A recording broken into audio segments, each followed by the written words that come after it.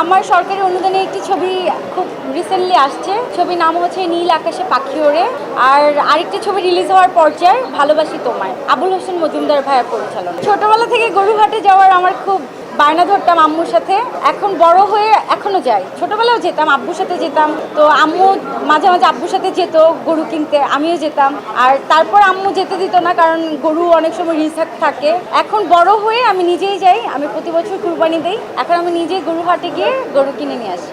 প্রতিদিনই আমার কাছে মা দিবস। মাকে আমি অনেক বেশি ভালোবাসি, কিন্তু কখনোই আম্মুকে বলা হয় না যে আম্মু তোমাকে অনেক ভালোবাসি। বরঞ্চ আম্মুর সাথে সব থেকে বেশি অভিমান করি, সব থেকে বেশি ঝগড়া করি আম্মুর সাথে। প্রতিদিনই কিছু না কিছু চুন থেকে নুন খুঁজলেই আম্মুর সাথে ঝগড়া হয়। কিন্তু মা তো মা কিন্তু কখনো রাগ করে থাকে না। ওই পরের দিন আমি রাগ করে থাকি, আম্মু এসে কিন্তু আমার রাগটা ভাঙায়। তো আম্মুকে মা দিবসে বলতে চাই, আম্মু তোমাকে অনেক অনেক ভালোবাসি। কখনো বলতে পারি না তোমাকে, অনেক বেয়াদবি করি তোমার সাথে, অনেক অন্যায় করি, প্লিজ আমাকে মাফ করে দিও।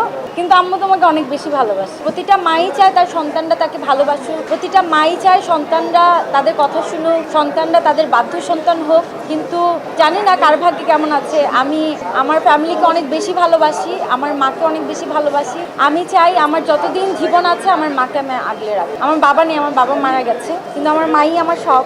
তো আম্মুর সাথে অনেক অভিমান হয় মাঝে মাঝে। আম্মু মানে আমার কাছ থেকে দূরে সরে যেতে চায়, আবার আমাকে ভালোবেসে আবার আমাকে আগলে রাখে। মা তো মাঝে মাঝে আমিও ফিল করি আমি যখন মা হব তখন কি আমার সন্তানরা আমার সাথে এরকম করবে। তখন আম্মু বলে যে যখন মা হবি তখন বুঝতে পারবে যে মা কি ছিল। মাঝে মাঝে অন্যায় করি, ভুল করি, আবার রিয়েলাইজ করি, কিন্তু আম্মুকে সরি বলতে পারি না কখনো। আম্মুর সামনে যাই লজ্জা লাগে। একবার ভাবি যে আম্মুকে সরি বলবো, যে গিয়ে বলবো যে আচ্ছা আম্মু ভুল হয়েছে, অনেক চিল্লাচিল্লি করছি, তোমার সাথে রাগারাগি করছি, মাফ করে দিও। আবার গিয়ে দরজার সামনে থেকে আবার রাগ করে আবার চলে আসে। তো আর বলা হয় না।